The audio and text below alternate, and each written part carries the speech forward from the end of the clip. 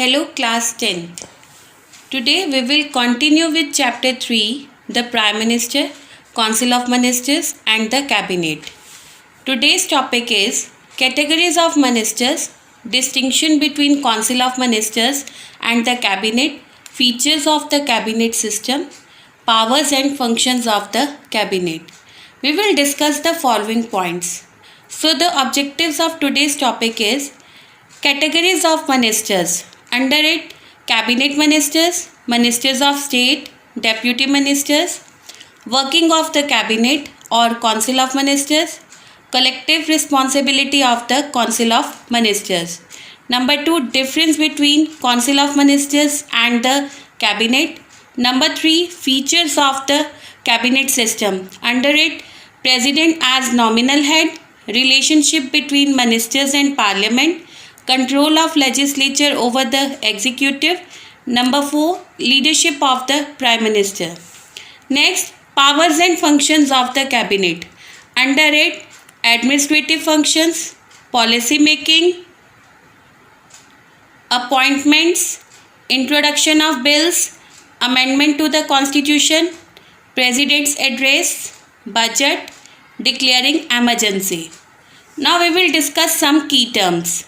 Number 1, censure motion means expressing a strong opinion of disapproval adopted by a majority vote. Number 2, Article 352.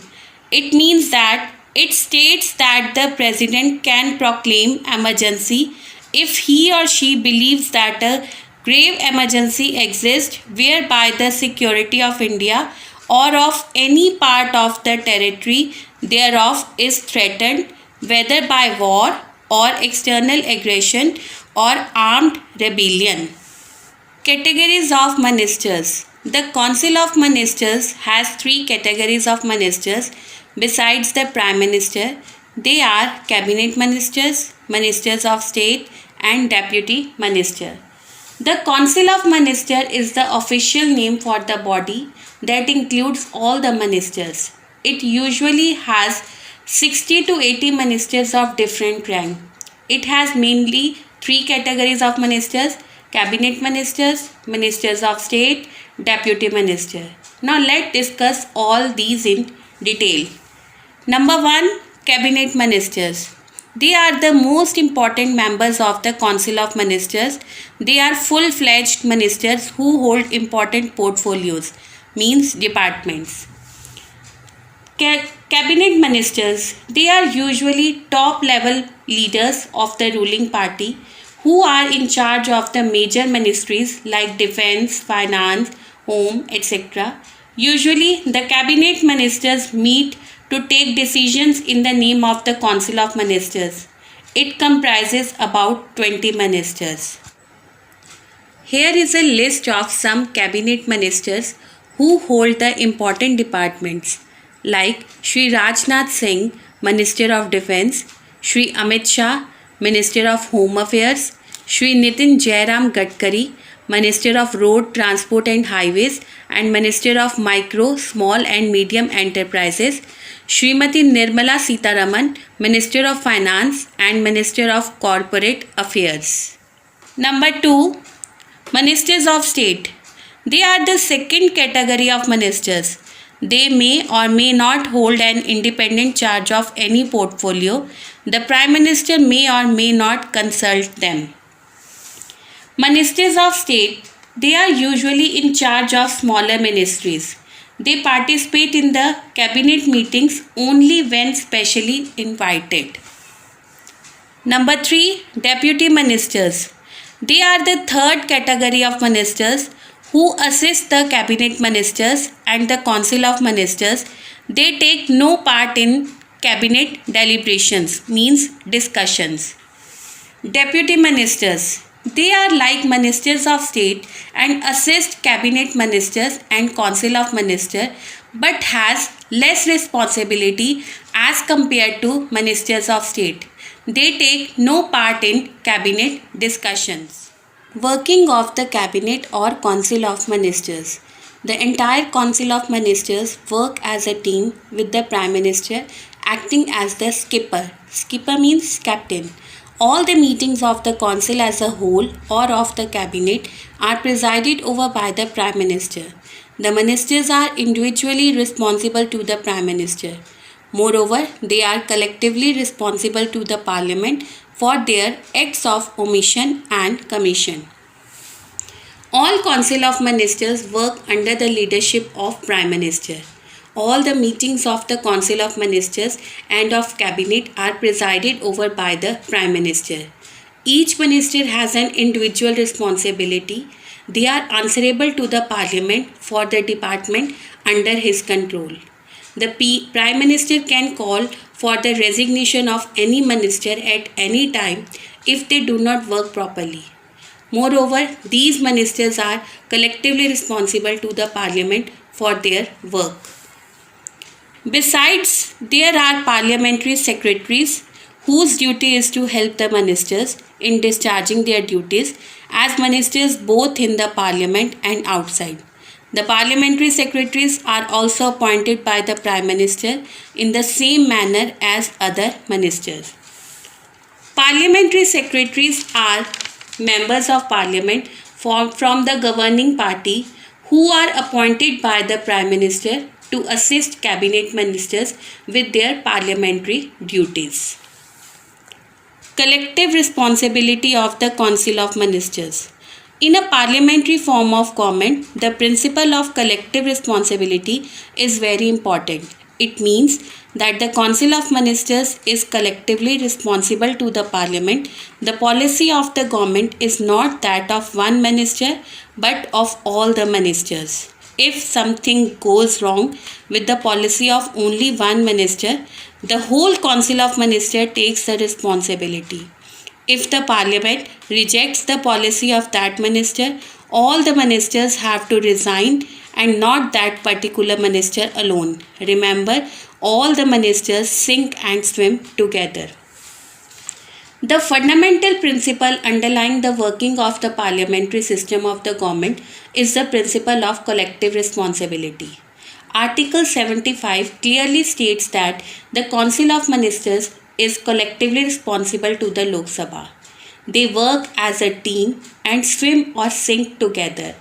When the Lok Sabha passes a no confidence motion against the Council of Ministers, all the ministers have to resign.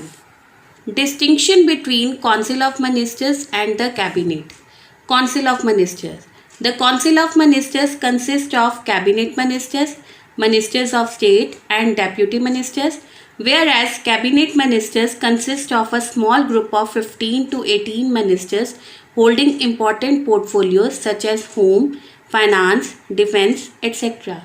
The Council of Ministers consists of all big and small ministers like Cabinet Ministers, Ministers of State or Deputy Ministers. Whereas in Cabinet, it consists of group of 15 to 18 ministers who hold important departments like Defence, Finance, etc. Number 2. The Prime Minister may or may not consult the ministers below the Cabinet rank, whereas in Cabinet they are always consulted by the Prime Minister as they are his most trusted colleagues. The decisions of the Cabinet is binding on all ministers.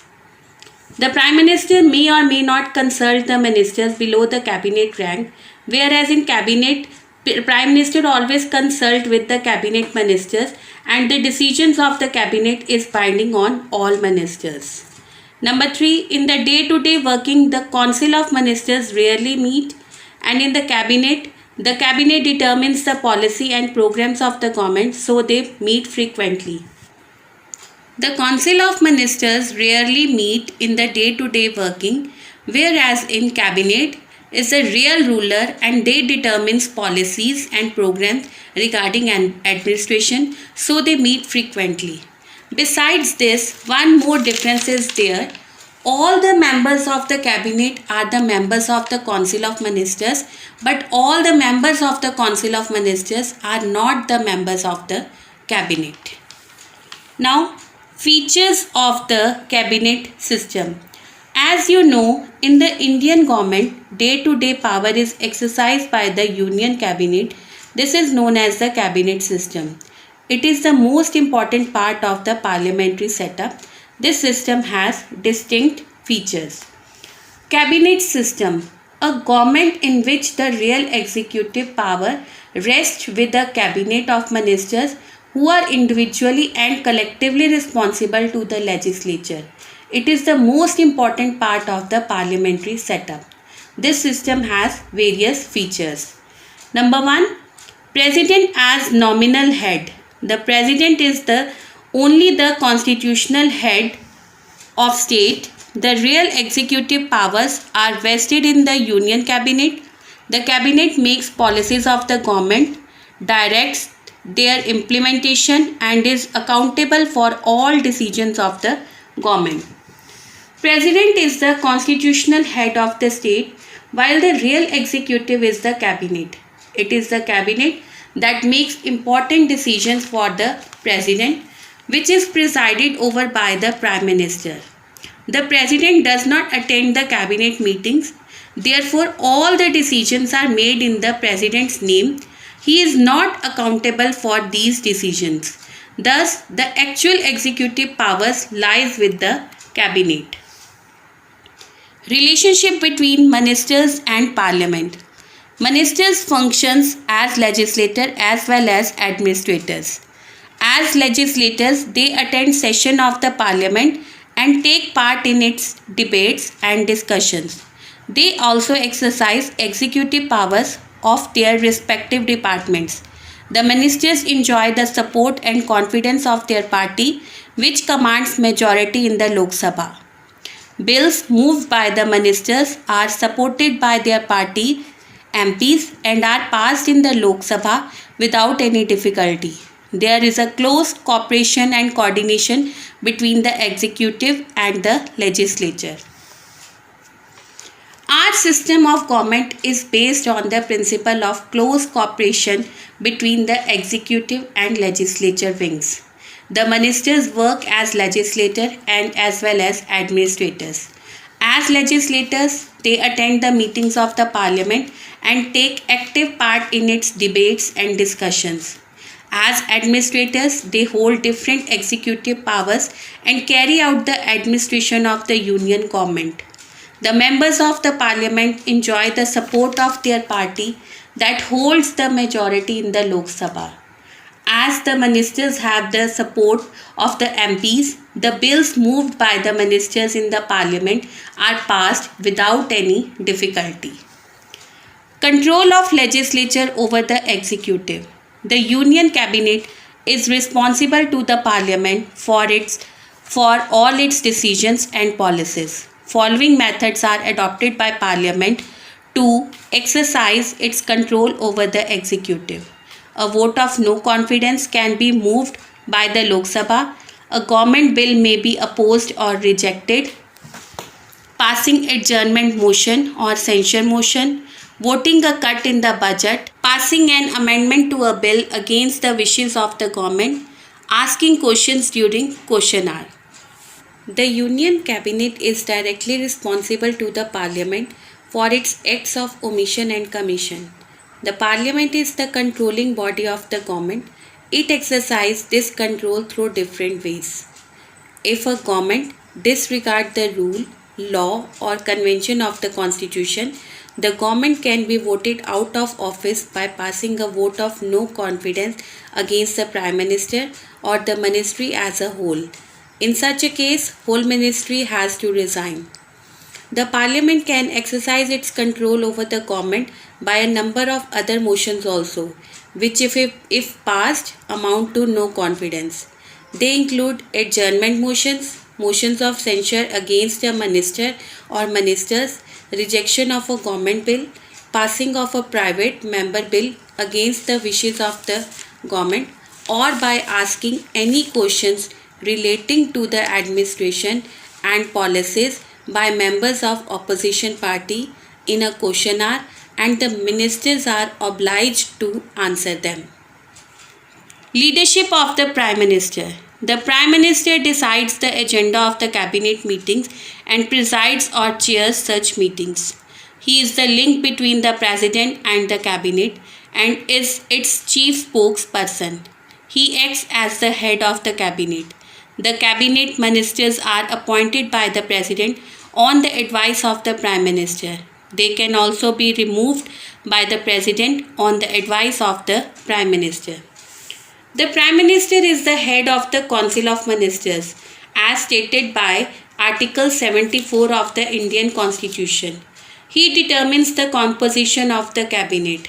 The President, on his advice, appoints the cabinet members and also removes them on his advice.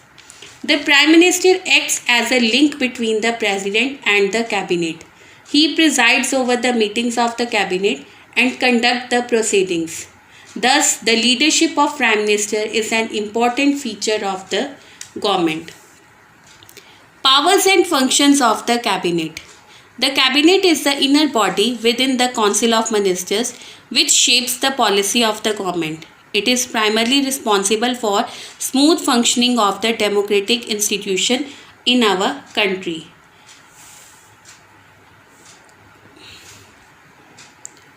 Cabinet is the supreme directing authority which coordinates and controls the whole of the executive government of the Union and integrates and guides the work of Parliament. Administrative functions. Number 1. The Cabinet is the policy framing organ of the government. It thus frames governmental policies, both external and domestic. In cabinet meetings, domestic issues as well as international issues are thoroughly discussed and policy is formulated. Next, decisions on issues like defense and internal security, economic policy, industrial policy, import and trade, peacekeeping requirements, electoral reforms, etc. are taken by the cabinet. Many issues like defense and internal security, economic policy, imports and trade, electoral reforms, etc. The decision on these issues are taken by the cabinet. The decisions taken and policies framed by the cabinet are communicated to the respective ministers, and the junior ministers and civil servants work towards their implementation. All the decisions taken by the cabinet and the policies framed by the cabinet are communicated to the respective ministers, and the appropriate ministry carry out it towards their implementations. Successful implementation of the policies requires coordination of various departments. This is done by cabinet. Cabinet forms a coordination between the different departments so that implementation of the policies can be done successfully. Policy making. The responsibility of deciding policy matters rests entirely with the cabinet ministers, with the Prime Minister in the chair. The cabinet ministers are always the most experienced, the most influential, and the most trusted members of the ruling party. They decide and frame policies regarding each and every branch of the government in their meetings. Within the cabinet room, they have every right to differ on policy matters, but once a decision is taken, they are expected to speak in one voice. They cannot criticize such a policy in public. That is why if the policy misfires, means go wrong, it is considered to be the responsibility of the cabinet as a whole. And if it is censured in the Lok Sabha, the whole ministry has to quit and not one single person. They stand or fall together like one man. As discussed above, this aspect is known as the collective responsibility of the cabinet. The cabinet is considered as the policy-making organ of the government. It formulates both external and domestic policies of the government. The cabinet ministers are always most experienced, influential, and most trusted person of the ruling party. They decide and frame policies of every branch of the government. They discuss the policies within the cabinet room, and many times they differ on the policy matters. But once they take decisions, they are expected to speak jointly or in one voice. They cannot criticize such policies in public. If the policy fail, it is considered to be the collective responsibility of the cabinet, and it is censured motion passed in the Lok Sabha, then the whole ministry have to resign. They sink and swim together. Appointments. All appointments of the governors of states, judges of the Supreme Court and High Courts, Chief Election Commissioner and others, though made by the President, are actually decided by the Cabinet. The Cabinet decides all major appointments that are made by the President. These appointments include judges of the Supreme Court, High Court, Chief Election Commissioner, the Attorney General of India, etc. Introduction of bills. The Cabinet initiates almost all the bills in the Parliament. It is the Cabinet that formulates and presents them in the Parliament for approval. It is the Cabinet who pilots, means handle the bill through the different stages, while the Parliament only discusses and scrutinizes it. In legislation, the Cabinet and the administrative departments take the initiative of preparing, defending and presenting the bills. Almost 95% of the bills presented in the House and are directed by the Cabinet. It also handles the bills through various processes of legislation from introduction to the final passage of the bill. Amendment to the Constitution. It is the Cabinet that plans and moves the bill regarding any constitutional amendment. It is the Cabinet which is instrumental in planning and moving the amendment to the Constitution. President's Address. The Cabinet prepares the President's Address to the Parliament. The President's special address to the Parliament is prepared by the Cabinet. These legislative programs are presented before the commencement of the first session of the Lok Sabha after each general election and the commencement of the first session of the Parliament. Budget. The Finance Minister, member of the Cabinet, prepares the annual budget containing the estimates of the income and expenditure for the ensuing year. Usually, no changes are made in the budget against the wishes of the Cabinet. Any amendment to the budget proposal against the will of the Cabinet amounts to a vote of no confidence in the ministry, and ministry must resign in such a situation. It is a finance minister's responsibility to prepare the annual budget that contains the estimates of the income and expenditure for the ensuing year. Though the budget is passed by the Parliament, no changes can be made against the wishes of the Cabinet, and if the amendment to the budget proposal against the will of the Cabinet leads to a vote of no confidence in ministry, and the ministry has to resign in such situation. Declaring emergency. The President cannot declare a proclamation of general emergency under Article 352 of the Constitution without a written approval of the Cabinet. Proclamation of financial emergency and President's rule in a state are also decided by the Cabinet. Under Article 352 of the Constitution, the President can proclaim an emergency in a state only when the Cabinet recommends the proclamation of emergency in writing. Proclamation of financial emergency and President's rule in a state are also decided by the Cabinet.